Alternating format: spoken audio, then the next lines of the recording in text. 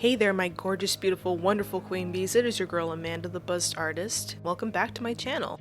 And in this video, we're gonna go back to an old classic that I have done prior in this channel, repainting book covers. I had done this about almost 2 years ago at this point, and I had so much fun doing it, and I decided, hey, you know what? Let's grab another old notebook and have some fun with it. So I had this old planner that I've been using, and I just wanted to zhuzh up the cover and make it look real snazzy and nice.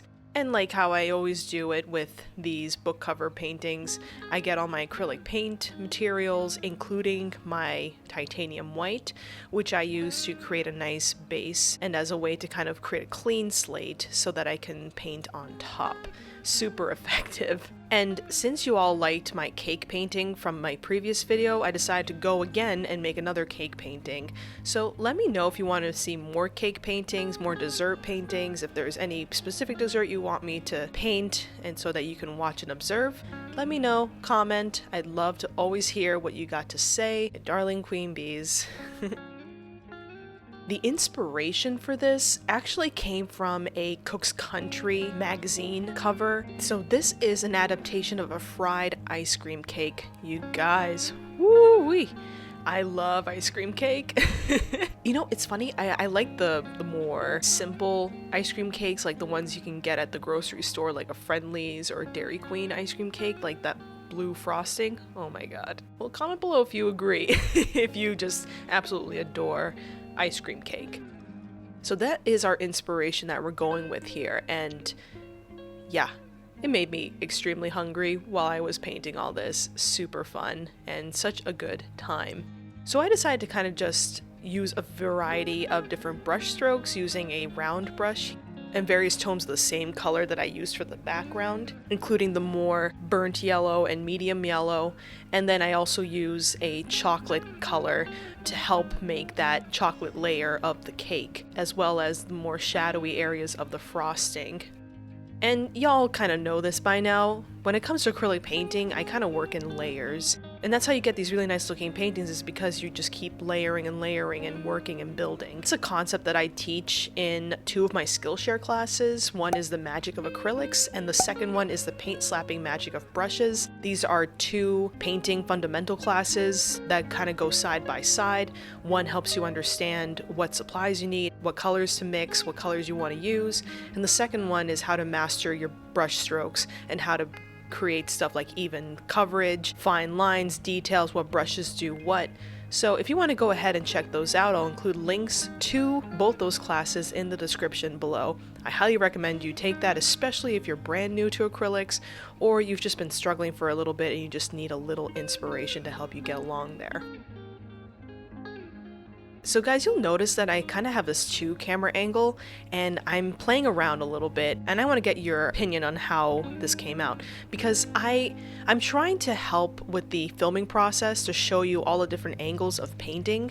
And as you can see here, I have a camera that's pointing down, but I also have a side camera that's showing you more of the angles that I'm using with my brushes, which I'm thinking it helps a little bit more to see what the process looks like and how I'm building everything together. So comment below, let me know whether this is something you'd like to see more of with these double camera angles, so I can improve and make more of these videos. Once I kind of lay all of the major color blocks, that's when I go in now and add my more contrasting colors, the outlines, the highlights, the shadows. That's what takes your painting from looking very unfinished, almost like ugly, to a more complete finished state. You're adding that extra contrast. This is something that I picked up from another artist, Arlie Bean, and she talks about this a lot, is when you get a painting that's in that ugly phase, more likely than not, it's because you're not introducing a lot of contrasting colors in your painting. So when you kind of get to that point when you've color blocked everything and you're ready to move on to the next step of adding highlights and shadows, that's when your painting starts to transform from ugly to more polished and finished. And that's because your eye is picking up a lot more of the contrast. Isn't that funny how those little tweaks and details can really go a long way? even when I'm adding the glaze of the chocolate drippings on this cake, adding the little highlights really just creates such a pop for this piece, and I don't know, I think it pays off completely.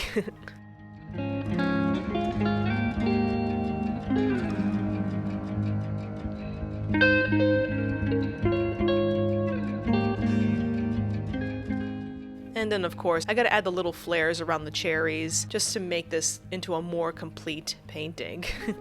And there we got it. We have a brand new transformed notebook cover that went from boring and generic to very customized and just delicious looking. So if you guys enjoyed this video, please be sure to like and subscribe so that you can see more videos like this from me to you in the future. And remember to love yourselves and always have fun with your art. I'll see you all next time. Bye!